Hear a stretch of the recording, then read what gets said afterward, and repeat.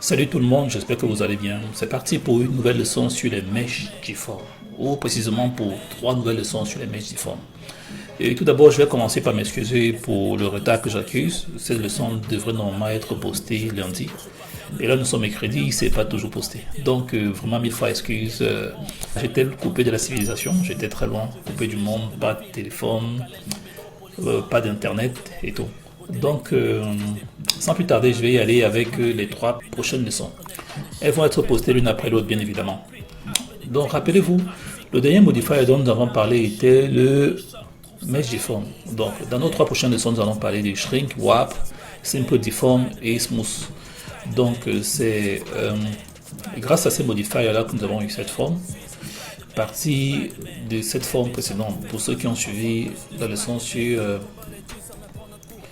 le mesh difform. Voilà, on avait une sphère qu'on a pris, on a appliqué une mesh difform et on a obtenu cette forme toute de glace.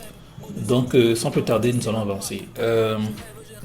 Pour la première leçon, nous allons parler bien évidemment du shrink wrap. Le shrink wrap va nous permettre d'appliquer une déformation en fonction d'un objet. Je vais fermer ceci. Bon, fermons tout ceci. Si je viens, je clique sur shrink wrap.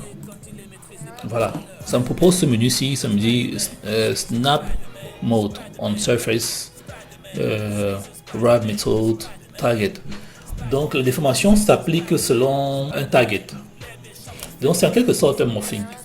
Si je dis là, ici j'ai un torus que j'ai, pour notre exemple que j'ai utilisé, je vais le réimporter. Je vais choisir Mesh, Torus, que je vais agrandir. Voilà, si je viens dans notre modifier, je pipette là, je définis le torus comme étant la cible. Vous voyez, en fonction de ces paramètres qui sont ici, on surface. Donc ça m'applique une déformation. Je vais masquer le torus, juste masquer. Vous voyez que la sphère initiale, appelons ça comme ça, après la forme de notre torus, la forme interne de notre torus. Donc là on a mis on surface, nearest surface point, donc très proche des points de surface. On peut jouer les options ici, on peut changer on surface, on va inside,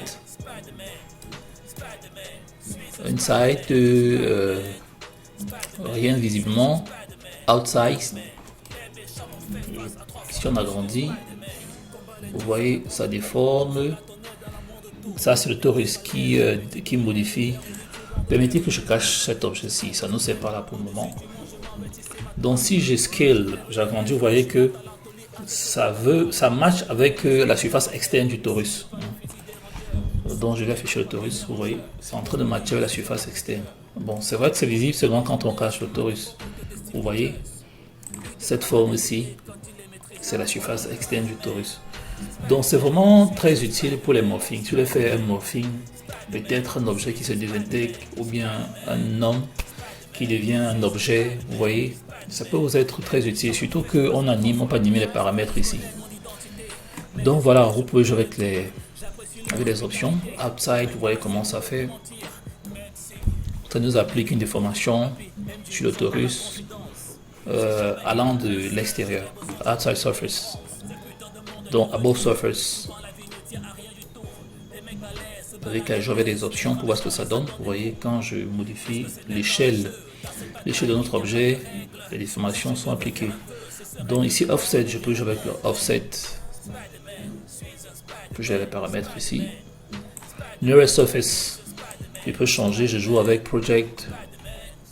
Je joue et voilà, ça me propose différentes options ici, auxiliaire, first cut, front, back. À vous de jouer et obtenir ce que vous cherchez comme résultat. Donc je vais pas être long, je vais m'arrêter là. Et voilà, si vous avez aimé, ne manquez pas de laisser un pouce, de vous abonner surtout si vous n'êtes pas abonné à la chaîne. J'ai remarqué que plus de 80% des personnes qui suivent mes vidéos ne sont pas abonnées à la chaîne. Donc abonnez-vous, laissez un commentaire si vous ne savez pas quoi dire. Un merci me suffit amplement. Merci pour la vidéo. Donc on se prend juste derrière pour un autre chapitre sur, laissez-moi regarder ici, le simple deform. A plus. Spider-Man, suis un Spider-Man, Spider-Man, Spider-Man, suis un Spider-Man, Spider-Man, Spider-Man, suis un Spider-Man, Spider-Man. Les méchants ont fait face à 3 fois plus de Spider-Man.